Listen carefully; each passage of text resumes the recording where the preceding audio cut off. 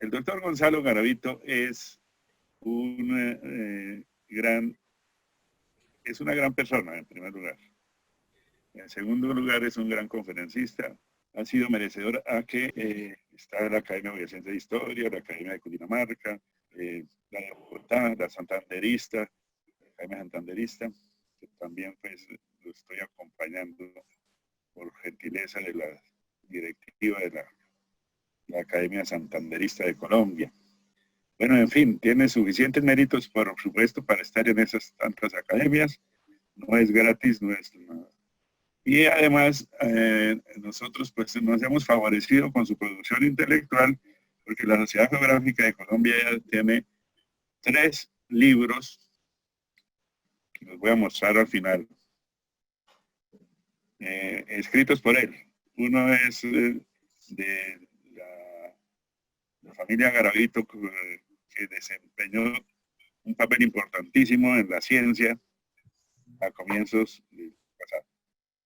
Y tiene uno, el último es un libro destinado a los lectores jóvenes, a los niños y a los jóvenes, sobre la vida de Julio Garavito Armero, precisamente. Y tiene incorporado un audiolibro. Adelante ahora sí, doctor Gonzalo, antes de que me siga extendiendo. Primero que todo, quiero dar mis agradecimientos al señor presidente de la Sociedad Geográfica de Colombia, el ingeniero Eufrasio Bernal Difón, y por su intermedio a todos los integrantes de la sociedad. Gracias a quienes están presentes en esta conferencia virtual. Gracias al ingeniero Víctor Buitrago por siempre que está pendiente de que el sistema funcione. Le he puesto de título a mi trabajo El Observatorio Astronómico Nacional, una estrella en la memoria de los colombianos. 4 grados 38 minutos 23 segundos de latitud al norte, 47 grados 4 minutos 51 segundos de longitud al oeste del meridiano de Greenwich.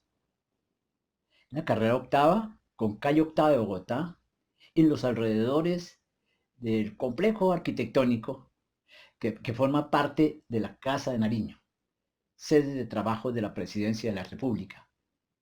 La construcción se encuentra en su proximidad dentro de un perímetro de seguridad y por lo tanto se requiere de un permiso especial para visitarla. La vieja torre fue declarada Monumento Nacional el 11 de agosto de 1975, ya que fue el reflejo de un pasado, una historia y una tradición digna de conservar. El edificio se construyó con la idea de que sirviera, por su altura, como un gigantesco reloj de sol. Luego, ya de su inauguración, tuvo muchas épocas difíciles, pero a partir de 1930, la Torre Bicentenaria quedó al cuidado de la Universidad Nacional de Colombia. Esta torre, una consecuencia de una inmensa empresa que se llamó Real Expedición Botánica del Nuevo Reino de Granada. Su gestor, José Celestino Mutis, nacido en Cádiz en 1732 y muerto a sus 78 años en Santa Fe de Bogotá, fue médico cirujano graduado, perfeccionó sus estudios de botánica en el Jardín del Soto de Migas Calientes de Madrid. A sus 28 años viajó como médico de cabecera del virrey Pedro Mesía de la Cerda al territorio no granadino y renunciando a una beca que tenía para continuar sus estudios en París. Causó al recién llegado admiración extraordinaria la inmensa variedad de vegetación en el nuevo territorio que conoció a partir de 1760. Ya cumplido su cometido, como galeno, solicitó a su majestad licencia para realizar una expedición botánica. Y gracias a su empeño, a su insistencia, logró el permiso. Para iniciar su ejecución en 1783, primero en tierras cálidas y luego en Santa Fe.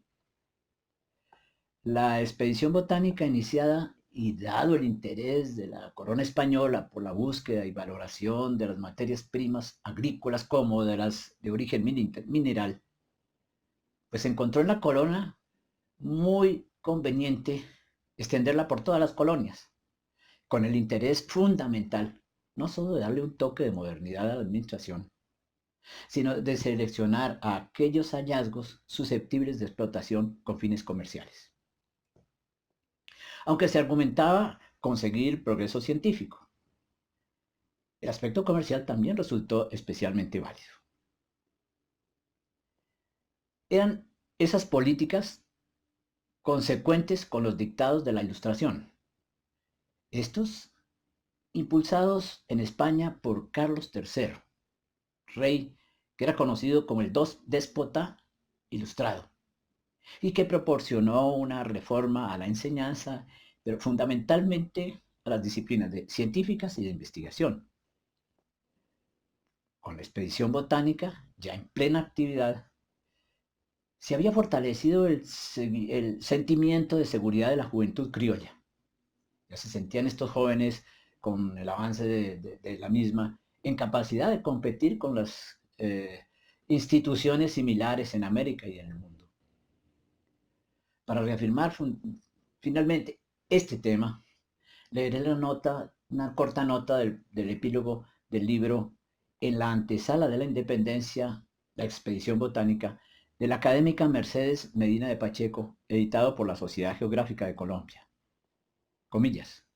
La expedición botánica fue un semillero de líderes que, imbuidos por el espíritu de la Ilustración, comprendiendo la necesidad de hacer del nuevo reino de Granada un país libre e independiente de España y, lo más importante, se dieron cuenta que contaban con la capacidad para lograrlo.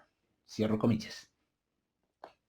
El anhelo de Mutis, ahora por la torre observatorio, tuvo que esperar el paso de 2 periodos virreinales hasta que llegara el virrey Antonio Caballero y Góngora. Este conocedor de la intención del rey de facilitar mediante licencia la explotación de los territorios colonizados a científicos alemanes, pues quiso adelantarse promoviendo en esta actividad pues al gaditano José Celestino Mutis. Más adelante, para su construcción, la torre que proponía Mutis, se empleó el solar de la Casa Botánica y el edificio observatorio resultó, al construirlo, divorciado y diferente de la típica arquitectura colonial y de apreciable diferencia, pues su función era servir a la investigación científica. Los hallazgos y los logros de la expedición en la Nueva Granada habían cimentado la idea de la mencionada construcción del edificio para la astronomía y la meteorología con estas características aquí tan peculiares. Entonces, he citado el arquitecto capuchino español Fray Domingo de Petrés, que por ese tiempo asistía a la reparación de las edificaciones con daños causados aquí en la capital por el terremoto de 1785. A él se encargó el proyecto y se desarrolla construcción invirtiendo en la misma 2 años. Era en Santa Fe el primer observatorio que se levantaría en la Nueva Granada y en América, siendo el edificio completo y definitivo en comparación con sus antecesores. Estaba el observatorio de Filadelfia y el de Montevideo de 1789, pero de carácter provisional. Para fines científicos, el neogranadino tenía el privilegio exclusivo de estar en una latitud ecuatorial y a más de 2.600 metros de altura sobre el nivel del mar. Presenta este edificio, ya con el personal científico que fue acercándose, una especie de independencia de los dictados del viejo mundo. Con su relativa autonomía se ponía a la vanguardia, lo que significaba que desde América se generarían conocimientos en ciencia antes imposibles. Fue el albañil, como Gustavo Petrés que le llamaran, y contando con los lineamientos generales de Mutis, quien hizo la ejecución del proyecto que, como se dijo, fue realidad entre 1802 y 1803. La planta del edificio genera un volumen de prisma octogonal con dos niveles de piso. El primero, bajo, tiene una puerta de acceso al oriente y a este nivel una supuesta habitación para el astrónomo, para un astrónomo. El segundo fue el salón principal. En este estaría el lugar de trabajo, mesas, escritorios y los instrumentos para la observación astronómica y meteorológica. Tiene este salón una buena altura y una pequeña perforación cenital para que entre un rayo de sol y se marque sobre la línea meridiana del metal en el piso. El volumen es rematado por una terraza.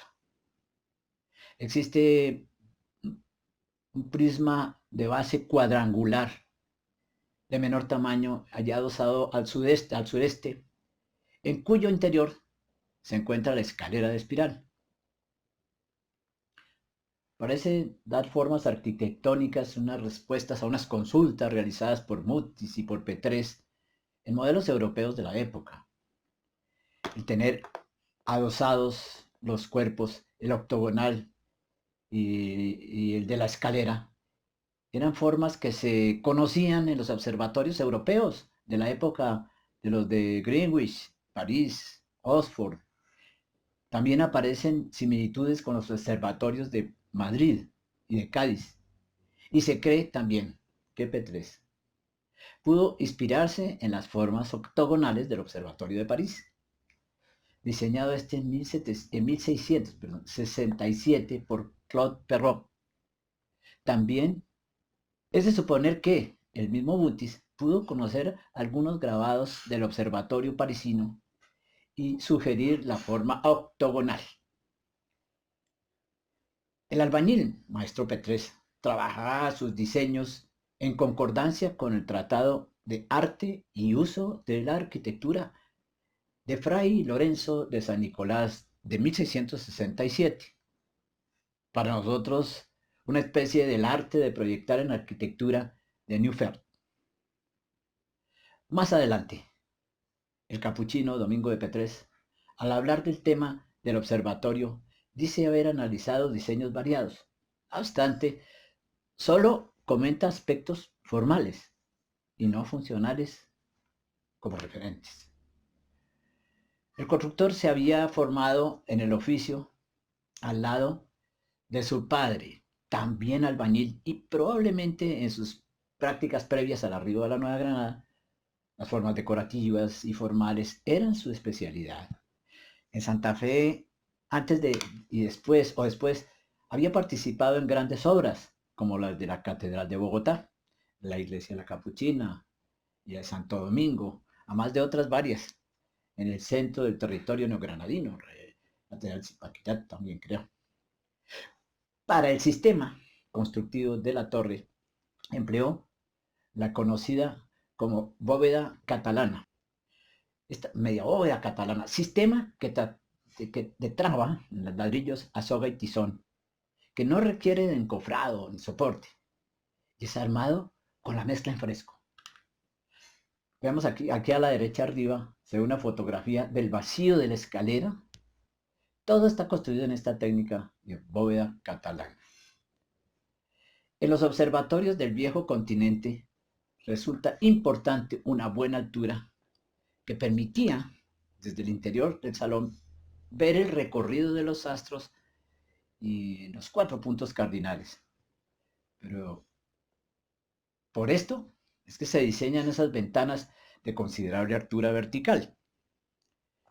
Deja intuirse que las ventanas diseñadas para el observatorio santafereño fueron copiadas en forma, más por la intención de imitación que de funcionalidad. Y dar la posibilidad realmente del empleo de instrumentos especializados.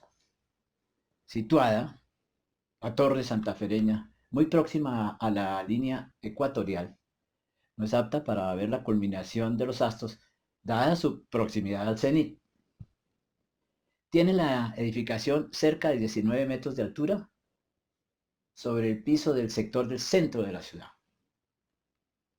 Pretendía ser útil para la observación sobre una planicie al occidente y para el norte sin obstáculos, pero en el caso del oriente estaba inhabilitada, dada su proximidad a nuestros cerros de Monserrate y Guadalupe. En otros observatorios se ha buscado puntos elevados sin obstáculos cercanos.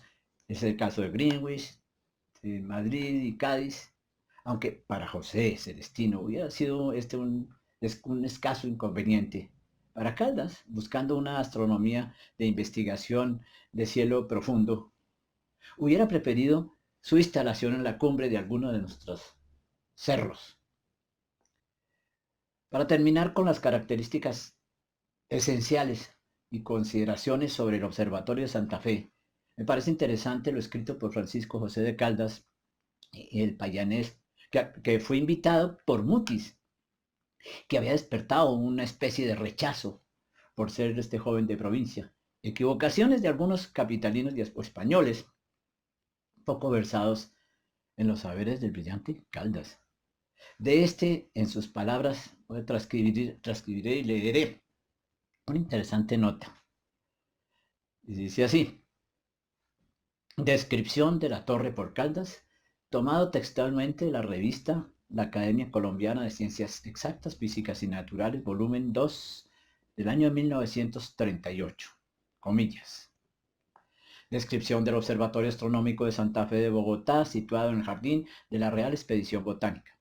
El Observatorio Astronómico de la capital, debido a la generosidad y patriotismo de don José Celestino Motis, se comenzó el 24 de mayo de 1802 y se acabó el 20 de agosto de 1803. Su figura es la de una torre octógona de 3 pies de rey de lado y 56 de altura. El diámetro, quitando el grueso de los muros, es de 27 pies. Tiene 3 cuerpos. El primero, 14,3 pies de elevación, se compone de pilastras toscanas pareadas en los ángulos, sobre un zócalo que corre por todo el edificio. En los columnarios hay ventanas rectangulares y en la que mira al oriente está la puerta. La bóveda sostenida por este cuerpo forma el piso principal. El segundo, de 26,5 pies, es de orden dórico y una pilastra con pilastras angulares por el perímetro. Dentro de ellas están las ventanas, muy rasgadas circulares por arriba, con recuadros y guardalluvias que lo adornan. La bóveda superior es hemisférica, perforada en el centro y sostiene el último piso al descubierto. El ático fingido corona todo el edificio y sirve al mismo tiempo de antepecho. El agujero, en la segunda bóveda, da paso a un rayo de luz que va a pintar la imagen del sol sobre el pavimento del salón y que se ha tirado una línea meridiana en forma de gnomo, 27 pies y 7 pulgadas de elevación. En el lado del octógono, que mira al sudeste, está la escalera en espiral que da ascenso a la sala principal y a la azotea superior. A la escalera la cubre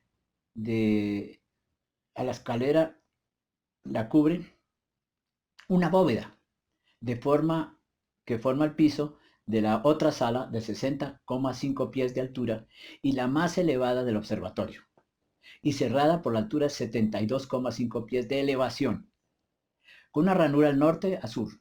Aquí se ha colocado el cuadrante astronómico para las alturas meridianas. Los instrumentos donados por su majestad son un cuadrante, un círculo de Sisson, 2 teodolitos de Adams y 2 cronómetros. También Caldas trajo de Quito un cuarto de círculo y un cronómetro también de él. En el momento de citar brevemente es un buen número de directores es este momento. El templo fue dedicado a la diosa Urania, según palabras del mismo Caldas. Fue Francisco de Caldas, es su primer director en 1865. Este joven, como estudiante, obtuvo su título de bachiller del Seminario Mayor de Popayán y estudió en el Colegio Mayor de Nuestra Señora del Rosario de Santa Fe, pero no llegó a graduar a obtener su título. Años después de continuos viajes, llegó a la capital procedente del Ecuador, donde se había dedicado al comercio e incrementado su formación en solitario. Recorrió los caminos neogranadinos, haciendo ventas variadas, especialmente de telas. Era don Francisco, autodidacta, en campos variados, nacido en Popayán. Llegó tempranamente y con el tiempo a considerársele científico, astrónomo, ingeniero, naturalista, botánico, militar, geógrafo. Y naturalmente, prócer de nuestra independencia. Realizó mapas para ser empleados en acciones militares entre los años de 1813 y 1814 y fue fabricante de fusiles y de pólvora. También, en momentos propicios, se convirtió en editor de su periódico Semanario del Nuevo Reino de Granada. Fue reconocido por Humboldt y Bonpland, al punto que se afirma que Caldas comparte descubrimientos con Humboldt, como el de la geografía de las plantas en la vecindad de la línea ecuatorial. En 1796, Caldas viajó a la capital impulsado por motivos comerciales, pero en su mente traía la intención de hacer estudios astronómicos. Viajó tomando notas, haciendo apuntes astronómicos y registrando altitudes, y dibujó varios cortes de la cordillera andina. En medio de su actividad como botánico, tuvo profundo interés en las quinas de diversas variedades como las que había encontrado en el Ecuador. En Popayán, desde temprano había iniciado la elaboración de mapas basados en triangulaciones geodésicas y donde quiera que se encontrase, no se olvidaba de elaborar las correspondientes efemérides astronómicas. Se menciona siempre por su importancia en la creación del conocido como ipsómetro, aparato con un termómetro que registra con precisión el punto de ebullición y la temperatura del agua, determinando la presión atmosférica que indica la altura sobre el nivel del mar, del lugar donde se hace el experimento.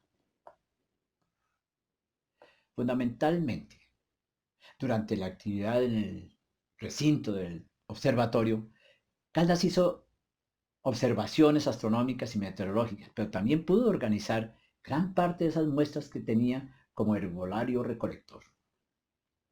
Resultó también el observatorio el lugar ideal para colaborar con sus amigos que eran invitados para hacer reuniones secretas, estas para planear, debatir las ideas libertarias. Allí afinaron el plan del 20 de julio de 1810.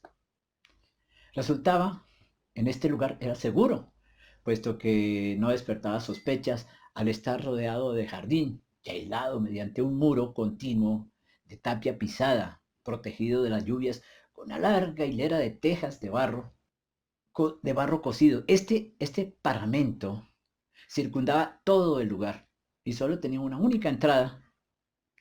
Bueno, y la disculpa para entrar a este lugar era que era estar realizando estudios científicos. Asiduos asistentes eran Antonio Nariño, José Acevedo Gómez, a Antonio Araya, también Torres, Camilo Torres, entre varios, el canónigo Andrés Rosillo y como líder conspirador. En 1848 se convierte el lugar en colegio militar. Su salón principal se acondiciona como aula de clases para la formación de ingenieros militares y civiles. Se dictaban clases de paleontología, geología y naturalmente astronomía y meteorología.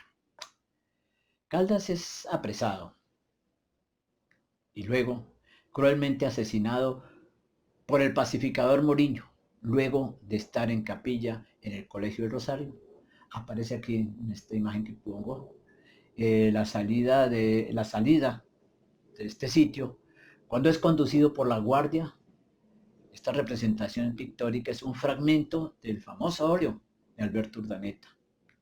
También vemos allí aquí arriba el almanaque para el año 1811 y una de muchas estampillas de la Casa Museo Caldas y la Casa Museo Caldas. Muere fusilado nuestro prócer el 28 de octubre de 1816. Quedó abandonado el recinto luego de la muerte de su director hasta 1823.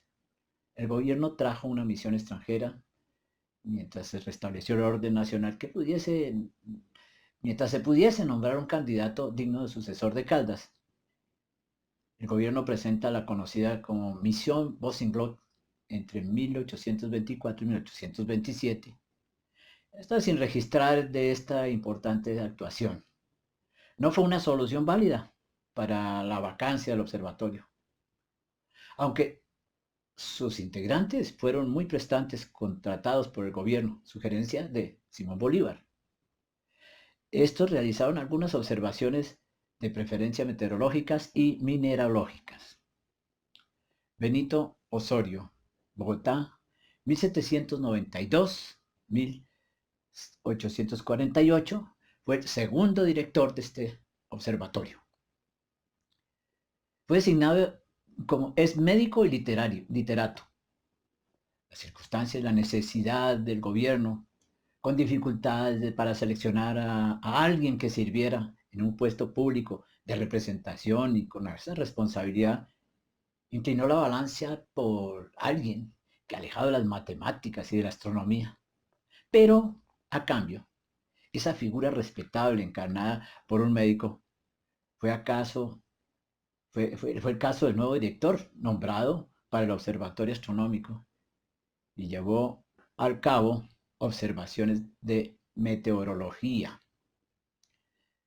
Su orden y su pulcritud como galenio, profesor de anatomía del Colegio del Rosario, fueron las credenciales.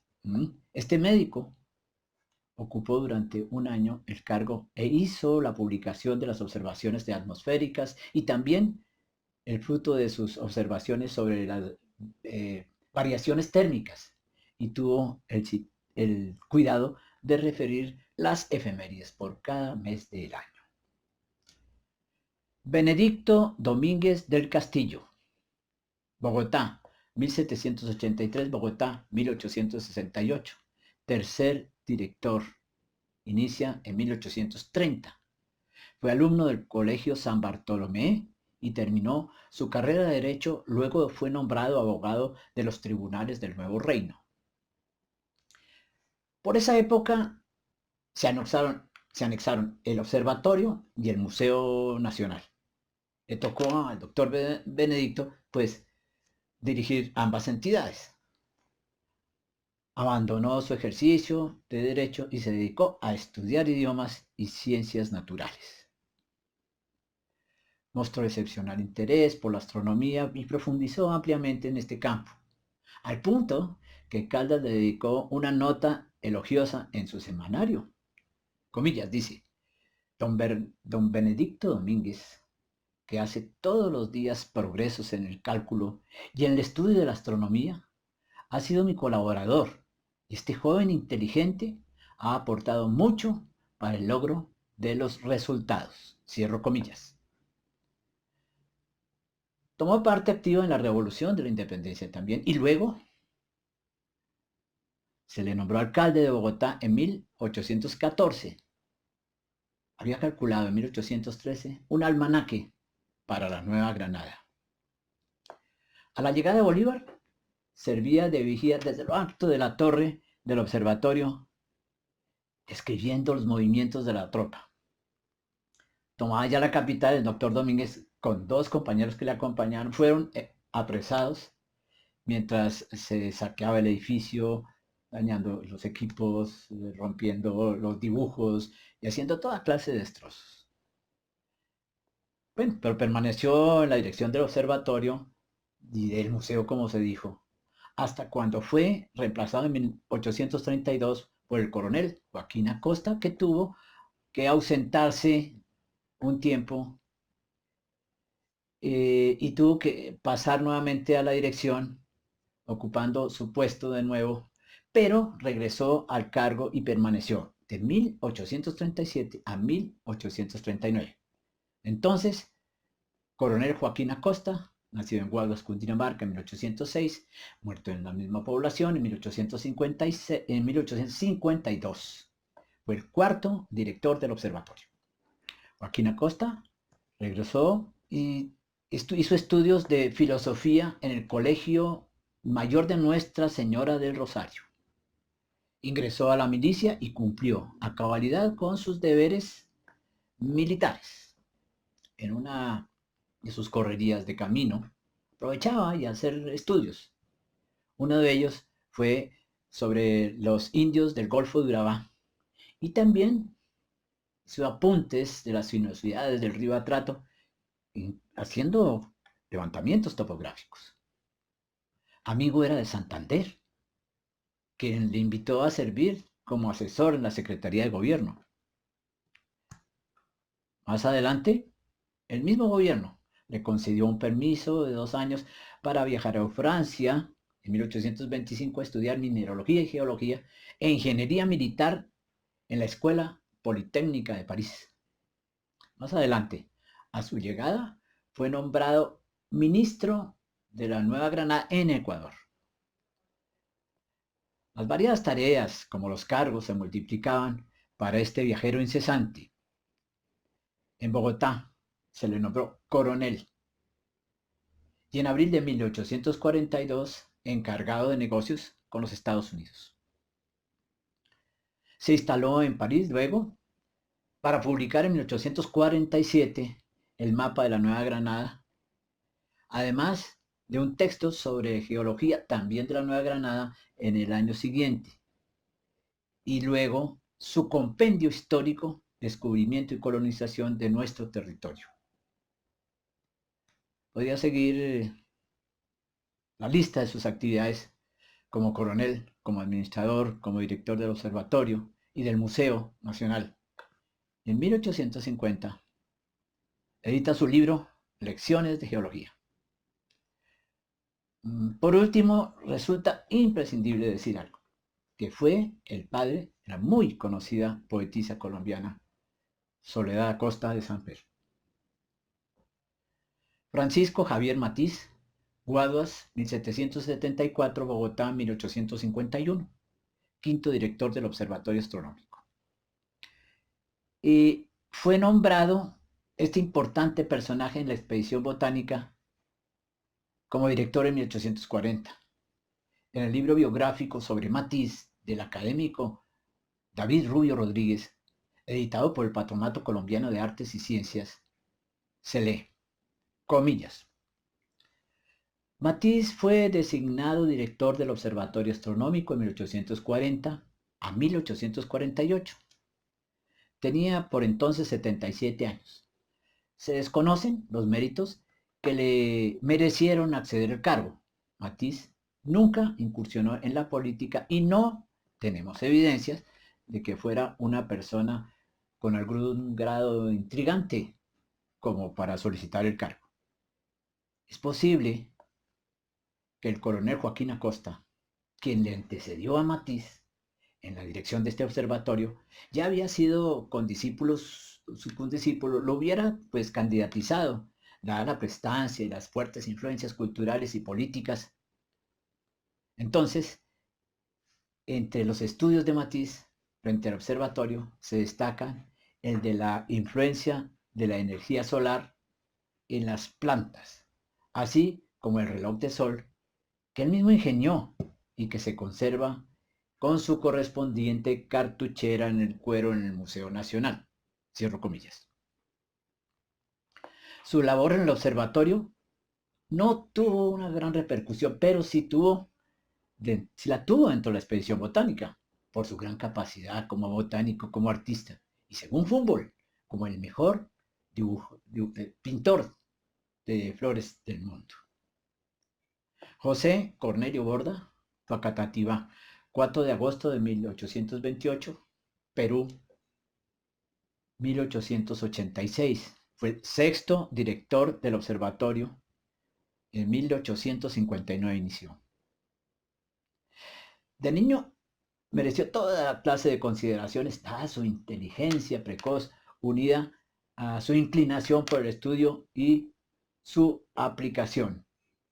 A la edad de 10 años, entró a estudiar en el colegio que regentaba a la sazón el distinguido literato Ulpiano González. Permaneció en este establecimiento durante 4 o 5 años. En este llamó la atención a los catedráticos y especialmente a su tío, quien lo admiraba y le aconsejó que lo enviaran al exterior. Y en efecto, muy joven, casi niño, fue enviado a estudiar a la República Francesa.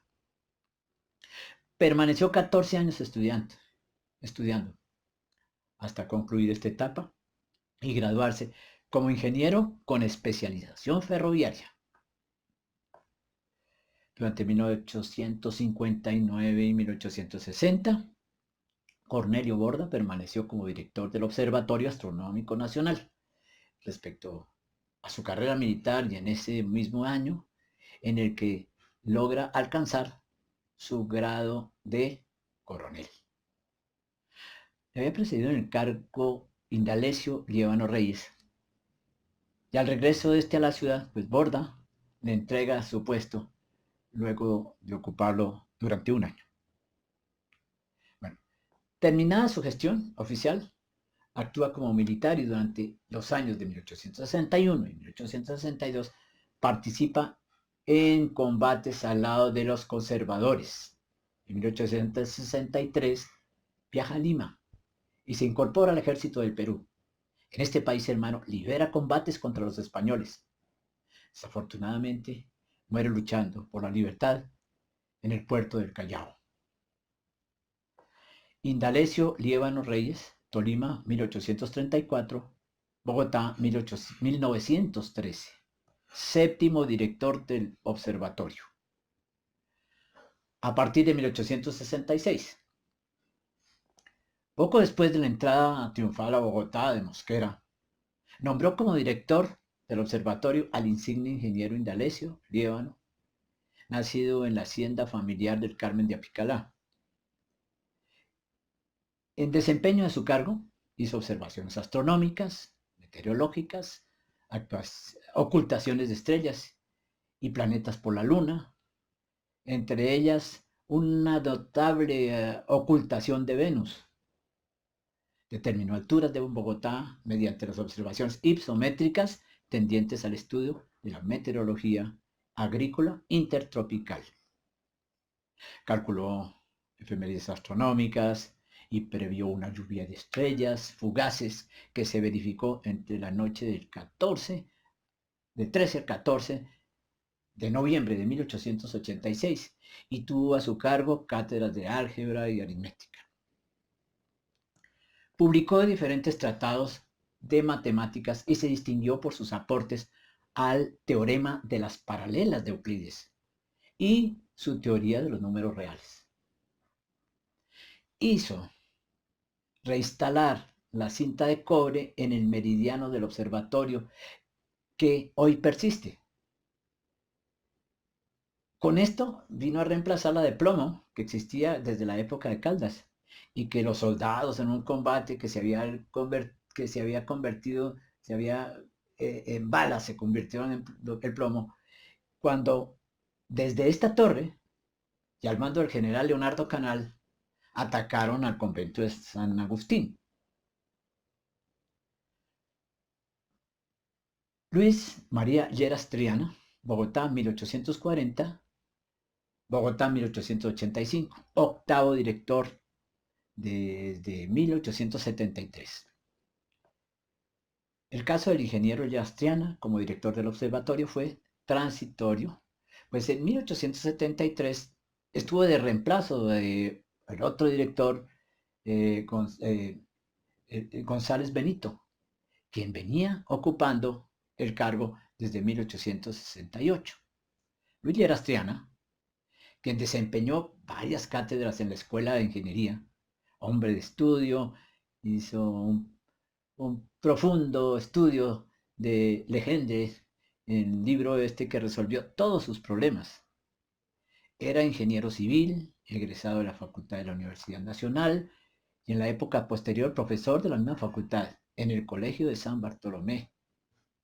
Fue profesor de su hijo Ricardo Lleras Codazzi, con discípulo de Julio Garavito Armero. Muere trágicamente en 1884 en la batalla de la Humareda, en esos tiempos de continuas guerras fratricidas. José María González Benito, Zipaquirá, 1843, Bogotá, 1903. Noveno director del observatorio a partir de 1868. Estuvo en varios periodos. En su juventud trabajó con don Manuel Ponce de León en el levantamiento topográfico y de él aprendió el cálculo diferencial e integral. Como practicante realizó el trazado del ferrocarril de Zipaquirá a Nemocón como ayudante del ingeniero Indalecio Líbano. En 1862 el ingeniero Líbano se empleó como ayudante en el Observatorio Astronómico Nacional. En ese periodo de un año se interesa verdaderamente en la astronomía y en la meteorología. Es el camino que seguirá a partir de este momento para perfeccionar su estudio y adquirir instrumentos para la observación. En 1864 se traslada a Europa, donde conoce a Le Verrier y a Boussingault como conferencistas e incrementa de esta manera su interés no solo por la astronomía, sino por la mineralogía.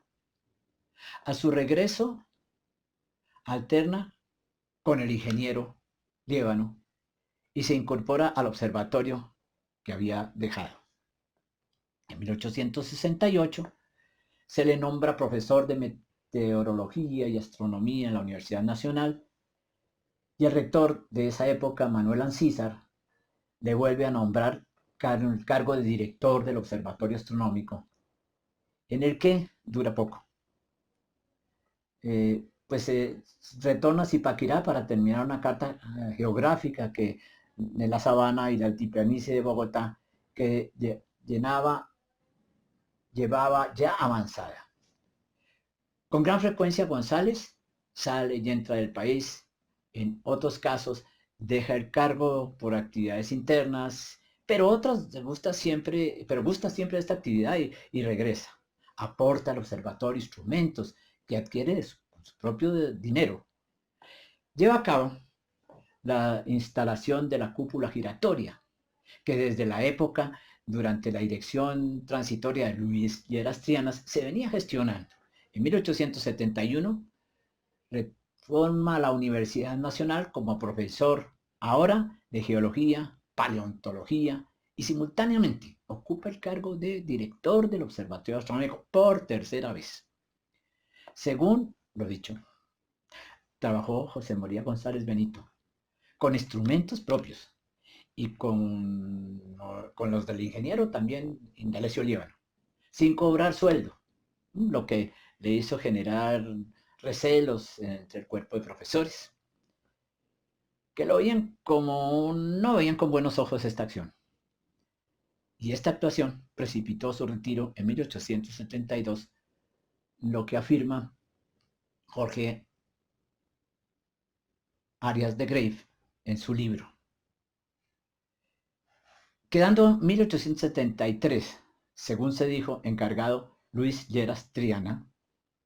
Por cuarta vez recibe el nombramiento por decreto gubernamental nuevamente para el cargo director del observatorio pero no pasa mucho tiempo y viaja fuera del país. En 1875, González Benito regresa al país y luego de un nuevo viaje a Europa, ya como miembro de la Royal Astronomical Society, y donde el observatorio y le vende, al observatorio el instrumento ecuatorial adaptado para la latitud de Bogotá, y también un anteojo de pasos meridianos, un teodolito astronómico y otros instrumentos. Participa en la unificación del manejo de la hora, un asunto del cual se trataba en el Congreso Mundial de Washington en 1884, durante el cual se adopta como meridiano el cero, el de Greenwich, a cambio el de España anteriormente. A su casa, una vez retirado,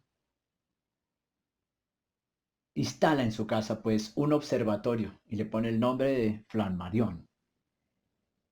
El observatorio quedaba en la Plaza de los Mártires.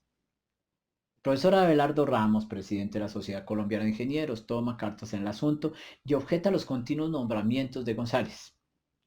Pide que no se le renueve el contrato, ya que estima que este hace una astronomía demasiado anticuada, contemplativa, que no tiene repercusiones prácticas de ninguna naturaleza. Ramos es de la escuela norteamericana y estima que la astronomía debe rendir frutos prácticos en mapas terrestres. Entonces recomienda a su alumno, el brillante joven Julio Garavito Armero, como el mejor sustituto de González, quien cumplirá este cometido como 10º director. Bueno, para esta parte, antes de presentar al 10º director, digamos que la torre ha pasado por infinitos problemas, imperdonables saqueos, abandonos, olvidos, y resultó escasamente útil para la misión Boys Globe en aquel momento, y poco menos que durante la permanencia del sacerdote español que llegaba de Cuba, Simón Sarasola, y que estaba muy interesado, como convino con el gobierno, en crear más bien el Instituto Meteorológico, pero en el Colegio de San Bartolomé. Esta vieja torre, pues, fue entonces aula de clase, taller, se alquiló para vender helados y fue una fortaleza de la guerra cuando hubo el fuego cruzado contra el convento de San Agustín, y finalmente prisión del expresidente general Tomás Cipriano de Mosquera. Ahora es nombrado Julio Garavito Armero en 1891, 10º director, y desde esa fecha permaneció 27 años, hasta su muerte, que precisamente este año de 2020 se conmemora su centenario, el centenario de su fallecimiento. En este 10º director, presentaré para terminar durante 6 minutos un video resumen que fue patrocinado, muy amable, por la Sociedad Geográfica de Colombia. Muchas gracias.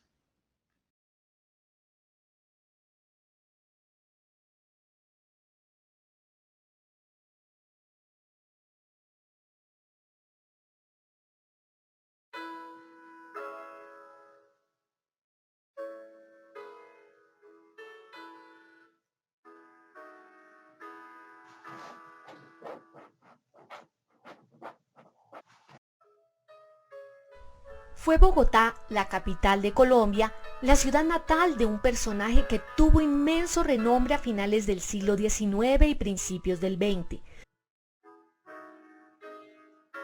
Un científico conocido en el medio como el Sabio Garavito. De él se hablaba en su época en todos los ámbitos con respeto y admiración. Su nombre completo fue Julio Garavito Armero, el tercero de 6 hermanos. Llegó a ser ingeniero, profesor, matemático, astrónomo, investigador, científico, economista, un personaje en resumen polifacético. Hijo del próspero comerciante don Hermógenes Garavito Oropesa y doña Dolores Armero de la Cala. Una feliz pareja que en sus primeros años y mientras existió el negocio del padre en Bogotá, Habitó una cómoda residencia en el barrio hoy conocido con el nombre genérico de La Candelaria, carrera tercera entre calles 11 y 12. Los padres ya habían elegido sin titubear el nombre, y el niño fue bautizado en la parroquia de Santa Bárbara, que quedaba próxima a su residencia. Más adelante sería confirmado en la fe, iniciando así el camino de una feliz infancia al lado de sus hermanos. En ese tiempo se acostumbraba que los niños no asistieran al colegio a muy temprana edad. Deberían llegar con algunos conocimientos. Su madre, excelente pedagoga, le enseñó a leer. Se dice que en un libro de cosmografía. Definitivamente la precocidad del niño asombró a familiares por su capacidad excepcional para la observación y la deducción.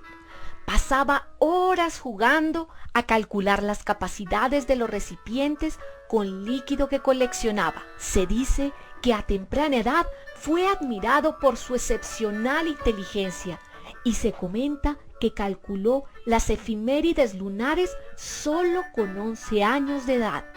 Sus hermanos se habían unido a la admiración y se asombraban con sus deducciones. No pasó mucho tiempo cuando tuvo que pasar al Colegio San Bartolomé, cuando éste estaba regido por personal laico, y convirtiese en bachiller en Filosofía y Letras, no sin dejar una huella que asombró a sus profesores, que admiraron su genialidad. Comentaban docentes y compañeros sobre un futuro promisorio. Al morir su padre, antes de culminar sus estudios, la familia se radica en la bella población de Fusagasugá. En este lugar pasa su juventud, pero viaja a Bogotá a estudiar con sus hermanos. Fueron las pugnas políticas, la guerra y revueltas las que le impidieron iniciar su etapa de universitario en la Escuela de Ingeniería, donde finalmente, en el año de 1887, ingresa con entusiasmo. Decide casarse con la joven fusagasugueña, novia de toda la vida, María Luisa Cadena, en la Iglesia de las Nieves. Los méritos del joven sirvieron para que inmediatamente recibido el grado de ingeniero civil, fuese contratado por la escuela para dictar la cátedra de cálculo infinitesimal, mecánica racional y astronomía. En las largas noches no cesaba de hacer cálculos y resolver problemas, siempre con ánimo investigativo. Durante ese mismo tiempo divulgaba las matemáticas mediante un teorema de geometría con un grupo de amigos, 2 hermanos y su cuñado, en el llamado Círculo de los 9 puntos. En 1893 le nombran director del Observatorio Astronómico Nacional. En este lugar se entrega su trabajo y sus investigaciones como en un segundo hogar durante 23 años. Fue sitio de reunión con colegas y discípulos. Incontables estudios astronómicos, registró el paso de cometas, desarrolló tablas sobre el movimiento lunar, escritos abundantes sobre geometría euclidiana, sobre dinámica de electrones, sobre astronomía y óptica astronómica, el cometa de 1901 y otros. En 1916 viaja al departamento de Antioquia. No acostumbraba el sabio viajar fuera de la ciudad. Se dice que fue casi el único viaje que realizó en su vida. Hizo importantes registros y observaciones de un eclipse total de sol en Puerto Berrío al viajar con un buen equipo de compañeros investigadores. Trajo el grupo muy valiosas notas sobre el evento. Promovió, hizo publicaciones que estimó de importancia para el desarrollo y fomento de la ciencia. Por años, los mosaicos de la facultad registraron su paso como profesor de excelencia, acompañado por colegas y distinguidos estudiantes en la Escuela de Ingeniería. Escalando renombre universal, es recordado con una estampilla de correo que llegó en su época a todos los rincones del país y del mundo.